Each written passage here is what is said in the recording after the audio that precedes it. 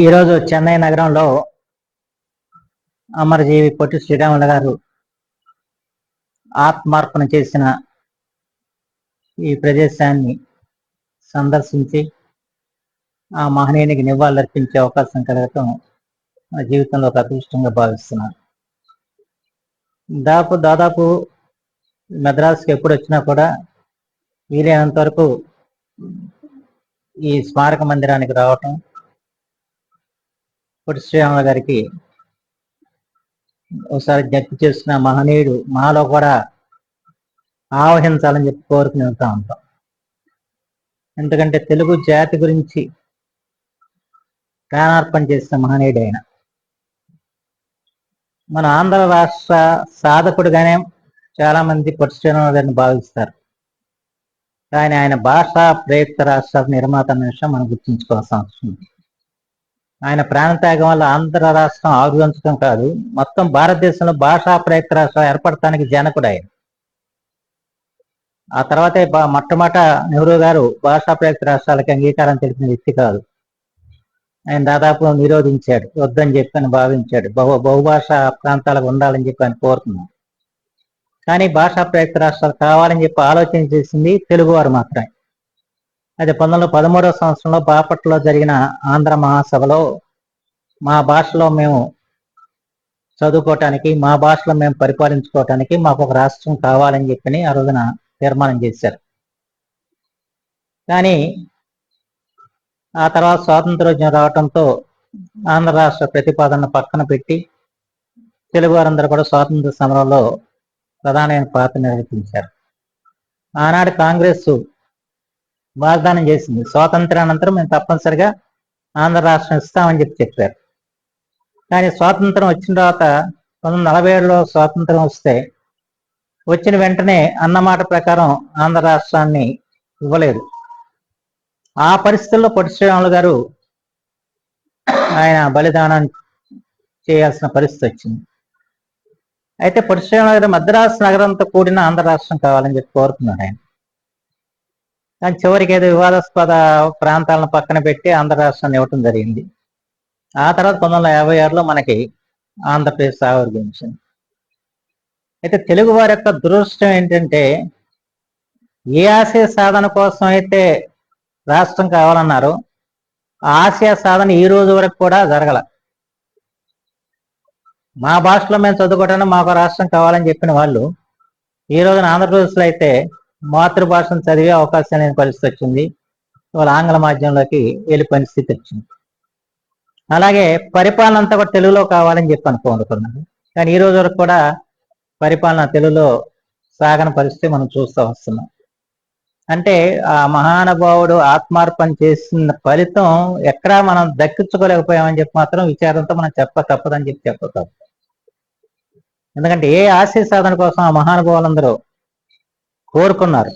ఒక పక్కన కొండా వెంకటప్పయ్య గారు, మరో పక్కన పట్టాభి సీతారామయ్య గారు, ప్రకాశం పంతులు గారు, వీళ్ళందరూ కూడా ఆంధ్ర రాష్ట్రం కావాలని వాంఛించిన వాళ్ళు, దానికోసం వారు తపన పడ్డ వ్యక్తులు.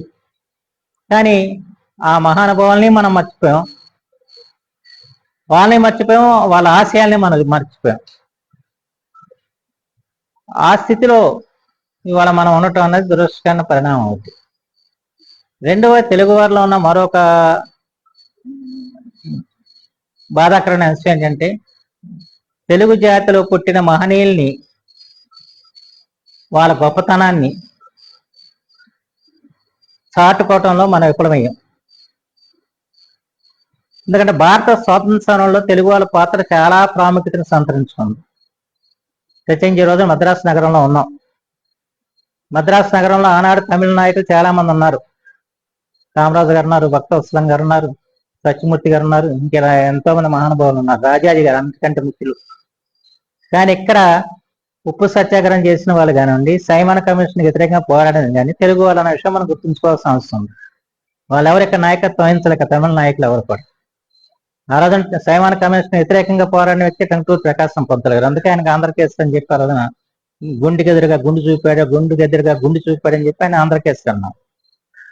తర్వాత ఉప్పు సత్యాగ్రహానికి ఎవరు ముందు రాని రోజుల్లో ప్రకాశం పంతులు గారు, దుర్గాబాయి దేశముఖ్, కాశీనాథన్ నాగేశ్వర గారు, వీళ్ళందరూ ఇక్కడ మద్రాసులో నాయకత్వం వహించారు. కానీ వాళ్ళ గురించి మనం దేశవ్యాప్తంగా మనం చెప్పుకోలేని పరిస్థితి మన తెలుగు జాతికి ఉంది కాబట్టే వాళ్ళ గొప్పతనం మనకు తెలియని పరిస్థితి ఏర్పడింది. ఈ రాష్ట్రం విడిపోకపోవడం మద్రాసు సంయుక్త రాష్ట్రాల్లో తెలుగు వాళ్ళే ముఖ్యమంత్రులుగా పనిచేశారు. తెలుగు వాళ్ళే ప్రధానమైన పాత్ర నిర్వర్తించారు. ఏ ఉద్యమం అయినా కూడా నాయకత్వం వహించింది తెలుగువారే. ఒక సాంఘిక ఉద్యమాల్లో కూడా ఉదాహరణ దేవిజ్ఞాన సమాజం ఇక్కడ ఉందంటే దానికి సుబ్బారావు గారు ఒక ఆయన తెలుగువారు చాలా ప్రకారం ఇంటి పేరు. ఇలాంటి వాళ్ళందరూ ఆ రోజున అన్నిట్లో కూడా తెలుగు వాళ్ళదే ప్రధానమైన పాత్ర. అలాంటి ఇది తెలుగువారి రాజధాని మద్రాసు, తెలుగువారి కట్టడం ఇది. అయితే దాన్ని మనం కోల్పోయిన పరిస్థితి వచ్చింది. తర్వాత ఏ భాషా ప్రయుక్త రాష్ట్రాలు కావాలని కోరుకున్నామో అలా భాషా ప్రయుక్త రాష్ట్రం విడగొట్టిన ఘనత కూడా మన తెలుగు వాళ్ళకి మనం దక్కించుకున్న పరిస్థితి వచ్చింది. ఈ పరిస్థితుల్లో పొట్టి శ్రీరామరావు గారి ఆత్మ బలిదానం అది ఎలా వ్యర్థమైపోవాలా, లేకపోతే ఆశయాలను మనం ముందుకు తీసుకెళ్లాలంటే తెలుగు వాళ్ళందరూ కూడా ఒకసారి ఆలోచన చేయాల్సిన అవసరం ఉంది. రాష్ట్రాల ముక్కలైన చెక్కలైన భాష ఒకటే. ఆ భాషను కాపాడుకోవటం అన్నది మన యొక్క విద్యుక్త ధర్మం. ఇవాళ ప్రపంచీకరణ నేపథ్యంలో చాలా మాతృభాషలు మృత భాషలు అవుతాయని చెప్పి అంటున్నారు. ఇప్పుడు ఆంధ్రదేశంలో ప్రస్తుత పరిస్థితి ఎలా ఉందంటే తెలుగు పిల్లలు తెలుగులో తమ పేర్లు రాసుకునే పరిస్థితి లేదు. ఇంట్లో తెలుగు మాట్లాడతారు కనుక వాళ్ళు తెలుగు మాట్లాడటం రావచ్చు, కానీ తెలుగు లిపి వాళ్ళు అభ్యసించే పరిస్థితి లేని స్థితి వచ్చింది. ఈ స్థితిలో ఇవాళ ఆంధ్రప్రదేశ్ నూతన ప్రభుత్వం ఆలోచన చేసి తెలుగును బతికించాల్సిన బాధ్యత మాత్రం ఎంతైనా ఉందని చెప్పి మాత్రం మనం చేస్తున్నాం. ఎందుకంటే ఓ పక్కన జాతీయ విద్యా విధానం, ప్రాథమిక విద్య మాతృభాషలోనే ఉండాలని చెప్పి జాతీయ విద్యా విధానం సూచిస్తుంది. దాన్ని ఆంధ్రప్రదేశ్ ప్రభుత్వం అనుసరించాలని చెప్పి నేను మనసారా కోరుకుంటున్నాను. నిజంగా నాకు నిన్న చాలా సంతోషం అనిపించింది. మనకి బాత్లో రేపు 29వ తేదీన జరిగే తెలుగు భాషా దినోత్సవం గురించి ప్రధానమంత్రి గారు ప్రస్తావించి ప్రపంచంలోని తెలుగు వారందరికీ కూడా ఆయన శుభాకాంక్షలు చెప్పారు. ప్రధానమంత్రి అంతవాడు తెలుగు గొప్పతనం, తెలుగు భాషా దినోత్సవ గొప్పతనాన్ని ఆయన గుర్తించారు, కానీ మనం గుర్తుంచుకోవట్లా. రేపు 29వ తారీఖు మనం గిడుగు రామ్మూర్తి గారి జయంతిని తెలుగు భాషా దినోత్సవంగా మనం నిర్వహించుకోవాల్సిన అవసరం ఉంది. నిర్వహించుకోవటం అంటే ఏదో ఆయన బొమ్మలకై దండలేయటం అవి కాదు, ఆ ఆశయాన్ని మనం తీసుకెళ్ళాలి. ఎందుకంటే వ్యవహారిక భాషోద్యమానికి జనకుడు గిడుగు రామ్మూర్తి గారు. ఇవాళ మనం మరొక వ్యవహారిక భాషోద్యమానికి నాంది పలకాల్సిన అవసరం ఉంది.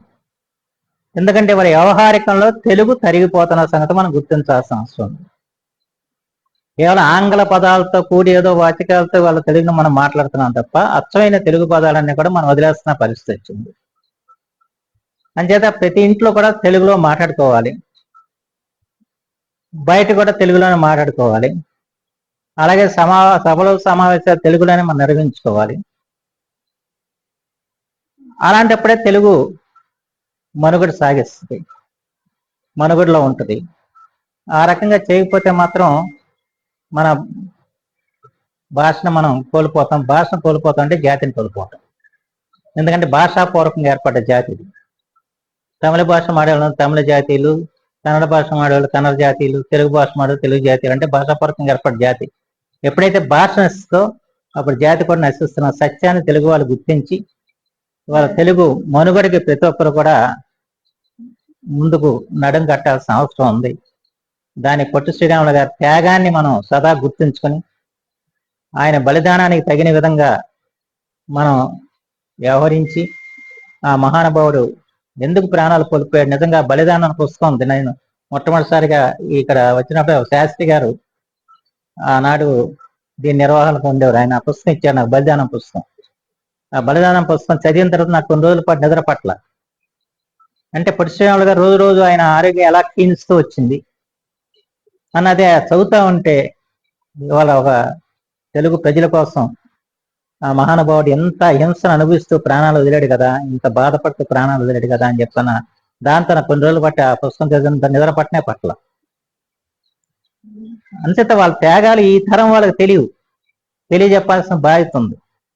వాస్తవానికి చెన్నై నగరానికి వచ్చిన ప్రతి తెలుగువాడు సందర్శించాల్సిన ప్రాంతం పొట్టి శ్రీరాములు గారి ఆత్మార్పణ చేసిన ఈ ప్రదేశం. ఇది స్మారక మందిరం రావాలి, ఇక్కడ ఆయన ధనం పెట్టి వెళ్ళాలి. ఆంధ్రదేశం నుంచి ఎవరు వచ్చినా సరే, సామాన్యుడి దగ్గర నుంచి ముఖ్యమంత్రి వరకు ఎవరు వచ్చినా కూడా ఇక్కడ రావాల్సిన అవసరం ఉంది. ఆ మహనీయునికి మనం నివాళులు అర్పించాలి. ఈ ప్రాంతానికి వస్తే ఎంతో కొంత స్ఫూర్తి మనకు కలిగిద్ది. ఆ స్ఫూర్తి మన జాతి భవితని ముందుకు నడిపిస్తానికి దోహదపడుతుందని చెప్పి నేను భావిస్తూ, ఈ రోజున అనిల్ కుమార్ రెడ్డి గారు, భువనచంద్ర గారు, చెన్నై గారు, మన నాయుడు గారు, మన గుప్తా గారు, ఎందరో పెద్దలందరూ కూడా ఈ దీనికోసం ఎంతో శ్రమపడి ఈ కట్టడాన్ని అటు నిలబెడుతూ వచ్చారు. వాస్తవానికి ఇది ఆంధ్రప్రదేశ్ ప్రభుత్వ ఆస్తి. ప్రతి సంవత్సరం ఆంధ్రప్రదేశ్ ప్రభుత్వం దీన్ని నిధులు ఇవ్వాల్సిన బాధ్యత ఉంది. కానీ గత 5 సంవత్సరాలుగా బాధ్యతలో కొంత వెనకబడ్డ పరిస్థితులు వచ్చాయి. ఆంధ్రప్రదేశ్ ప్రభుత్వం నిధులు సక్రమంగా విడుదల చేయకపోయినా చేతి డబ్బులు వేసుకుని దీన్ని ఎట్లా ఒకటి నడుపుతూ వస్తున్నారు. నేను ఈ సందర్భంలో కొత్తగా ఏర్పడిన ఆంధ్రప్రదేశ్ ప్రభుత్వం, చంద్రబాబు గారి నాయకత్వం ఏర్పడిన ప్రభుత్వం ప్రతి ఏటా కూడా దీన్ని నిధులు పెంచి ఇవ్వాలని చెప్పి నేను కోరుకుంటున్నాను. బకాయిలు చెల్లించడంతో పాటు పెంచి నిధులు ఇవ్వాలి. దీన్ని కాపాడుకోవాల్సిన బాధ్యత మన మీద ఉంది. ఆంధ్రప్రదేశ్ సాంస్కృతిక శాఖ వాళ్ళు మనకు నిధులు ఇస్తూ ఉంటారు. అయితే గత 5 సంవత్సరాలుగా సాంస్కృతిక శాఖ బడ్జెట్ లేకపోవడంతో వాళ్ళు ఇవ్వని పరిస్థితులు ఏర్పడ్డాయి. ఎంత తిరిగినా కూడా ఉపాయం లేకపోయిన పరిస్థితి వచ్చింది. నేను కూడా ముఖ్యమంత్రి గారి దృష్టి తీసుకెళ్తాను ఈ విషయం మీద. ఆయన తెలుసు ఇది, ఎందుకంటే ఈ కట్టడం కట్టించింది ఎన్టీ రామారావు గారు. ఆయన ముఖ్యమంత్రి అవగానే ఇక్కడున్న ఇంటిని మళ్ళీ పునర్నిర్మాణం చేయించి దీని బ్రహ్మాండమైన భవంతిని ఇక్కడ కట్టించారు. మంచి లైబ్రరీ ఉంది, మంచి హాల్స్ ఉన్నాయి, అన్ని విధాల సమావేశాలు పెట్టుకోవడానికి అనువైన ప్రాంతం ఇది. అన్నిటికంటే కూడా ఒక మహానుభావుడు జాతి కోసం బలిదానం చేసిన మహనీయుడు అసూలు బాసిన ప్రాంతం ఇది. ఈ ప్రాంతం యొక్క విశిష్టత మహోన్నతమైంది. అందుకని యావత్ తెలుగు జాతికి ఇది ఒక స్ఫూర్తి కేంద్రం కావాలని చెప్పి నేను కోరుకుంటూ, ప్రత్యేకించి ఈ కేంద్రాన్ని ఎన్ని సాధక బాధకాలు ఎదురైనా కూడా నిర్వహిస్తూ వస్తున్నందుకు కార్యవర్గాన్ని, అధ్యక్షుడైన మన అనిల్ కుమార్ రెడ్డి గారిని, అలాగే పెద్దల భువనచంద్ర గారు, మాయామామం తెలియని మనిషి అయినా, సినిమా రంగంలో గొప్ప వ్యక్తి అయినా, రచయితగా కానీ మంచి మనిషి, అలాగే చెన్నై గారు నిజంగా ఈ తెలుగు భాషని మళ్ళా తెలుగు సాహిత్యానికి ఒక పెద్ద దిక్సూచి ఉన్నారంటే నా చెన్నైలో వారిని చెప్పుకోవాల్సిన అవసరం ఉంది. వారు ఇచ్చిన పుస్తకాలు కూడా నేను చదివాను. అలాగే పెద్దలందరూ కూడా మన నారాయణ గుప్తా గారు, నాయుడు గారు, వీళ్ళందరూ కూడా సహకారం ఇవ్వబట్టి ఈ కేంద్రం ఇంతగా వర్ధిల్లుతుంది. ఇది మరింతగా ఉజ్వలమైన పాత్ర నిర్వర్తించాలని చెప్పి నేను కోరుకుంటూ, దానికి నా వంతు సహాయం నేను ఎప్పుడు కూడా ఈ కేంద్రానికి ఉంటుంది, మొదటి నుంచి ఉంటుంది, ఇది భవిష్యత్తులో కూడా ఉంటుంది అని చెప్పి మాత్రం భావిస్తున్నాను. నేను కూడా ఆయన చెబుతా, మీరు చెన్నై వెళ్ళినప్పుడు ఖచ్చితంగా అక్కడికి వెళ్ళిరండి అని చెప్పి తీసుకొస్తాం ఏదో రోజు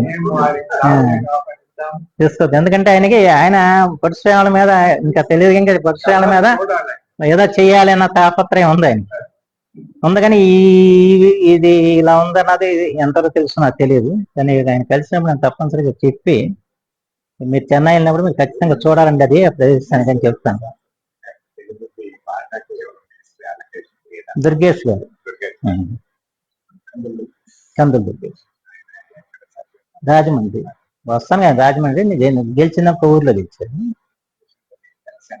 జనసేన పార్టీ, జనసేన.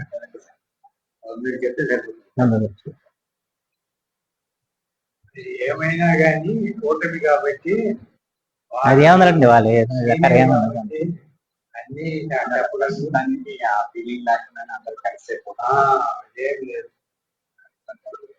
ఎవరి బాధ్యత పొట్టి శ్రీరాముల దగ్గర తేడా ఉండదండి, దాంట్లో ఏమన్నా. అయితే అక్కడ ఉన్న ఫైనాన్షియల్ పొజిషన్స్ ఇవన్నీ ఉన్నాయి కదా సమస్యలు. పోయినసారి ప్రభుత్వం అది కాకపోయినా ఇప్పుడు కూడా డైరెక్ట్ గా మారుతున్నా ఉన్నాయి, ఇది కూడా తెలుసు. అక్కడ డబ్బులు లేక వాళ్ళ దగ్గర చేతిలో డబ్బులు లేవు కానీ చెప్పగలరు. ఇది కళ్ళారా చూశాను, అందరికి ఎక్స్ప్లెయిన్ చేసుకోలే. ఎప్పుడు వాళ్ళు ఫోన్ చేసినా కూడా మొదట కార్యక్రమాలు విచారిస్తారు.